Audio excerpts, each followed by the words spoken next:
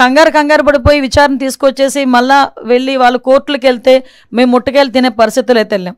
మేము చాలా క్లియర్గా సిట్ విచారణ కంప్లీట్గా పూర్తి చేసుకొని అందులో ఎవరైతే దోషులు ఉన్నారో విత్ సాక్ష్యాధారాలతో పట్టుకొని వాళ్ళ మీద చర్యలు ఉంటాయి.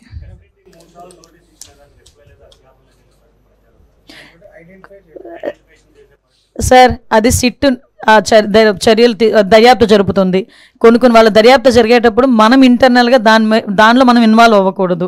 దర్యాప్తు పూర్తయిన తర్వాత ఎవరు తప్పించుకోడండి. మొత్తం ఒక విషయం చెప్తున్నాను, తప్పు చేసిన వాడు ఎవరు కూడా తప్పించుకోలేడు. డెఫినెట్గా చర్యలు అయితే ఉంటాయి.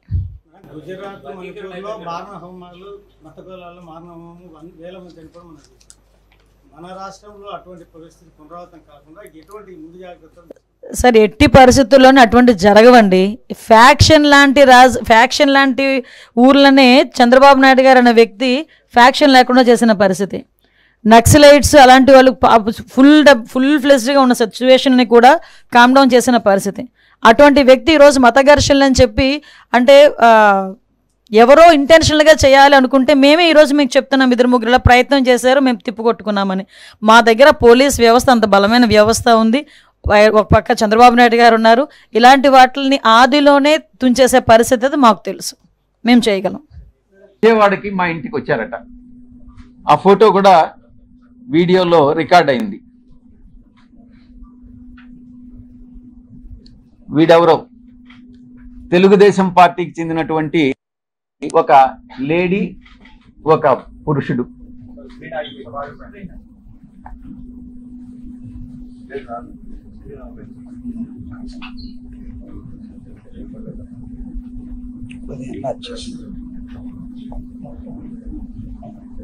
వీళ్ళు నేను ఒక్కటే చెప్తా ఉన్నా, వీడెవడో నాకు తెలీదు. వాడు ధైర్యంగా వచ్చి విజయసాయిరెడ్డి వాడు ఉండాడా ఇక్కడ, పారిపోయాడా అని అన్నాడంట. ఎక్కడికి పారిపోయాడు అని అన్నాడంట. వాడెవడో నాకు తెలీదు. వీడు డెఫినెట్గా తెలుగుదేశం గుండా అయి ఉంటాడు. ఆ గుండా వెనుక ఒక అమ్మాయిని కూడా తీసుకొచ్చాడు. నేను ఒక్కటే చెప్తా ఉన్నా, ఎవరైనా కూడా, నేను ఈరోజు ఇక్కడ వచ్చాను, నాకేం సెక్యూరిటీ లేదే, ఏ ఒక్క పోలీసు నా దగ్గరికి రాలేదే, నాకు పర్సనల్ సెక్యూరిటీ కూడా లేదే, నేను ధైర్యంగా వచ్చా. వీడెవడో టైం చెప్పి నువ్వు ఫలాని దగ్గరికి రా అని చెప్తే ధైర్యంగా నేను ఒక్కడనే వెళ్తా. ఈ రకంగా ఏదో వచ్చి నేను భయపెట్టేస్తాను, నేను కొట్టేస్తాను, చంపేస్తాను అని ఈ రకంగా భయపెడితే తాటాకు చప్పుళ్ళకు భయపడేటటువంటి వాడిని కాదు అని నేను చెప్తా ఉన్నా. పత్రికాముఖంగా చెప్తా ఉన్నా, వీడికే చెప్తా ఉన్నా.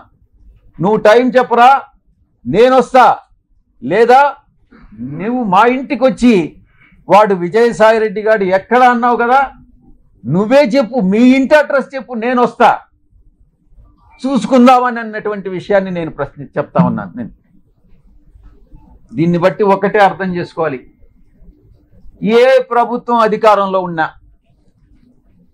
ఏ కూటమి అధికారంలో ఉన్నా, మేము ప్రతిపక్షంలో ఉన్నా, భయపడే ప్రసక్తి లేదు. మళ్ళీ తిరిగి వైఎస్ఆర్ కాంగ్రెస్ పార్టీ 5 సంవత్సరాల కాలంలో మళ్ళీ అధికారంలోకి వస్తుంది. మధ్యంతర ఎన్నికలుగానే వస్తే మళ్ళీ కూడా అధికారంలోకి వస్తుంది. ఎవరైతే తోక ఆడిస్తున్నారో ఆ తోక ఆడిచ్చే వాళ్ళందరినీ తిరిగి కత్తిరిస్తామని నేను పత్రికాముఖంగా చెప్తా ఉన్నా. ఇక బాబాసాహెబ్ అంబేద్కర్ గారు రాజ్యాంగాన్ని రూపొందించినప్పుడు రాజ్యాంగ రూపకర్త 4 స్తంభాల్ని నిర్మించారు. 1 పార్లమెంటు, 2 బ్యూరోక్రసీ,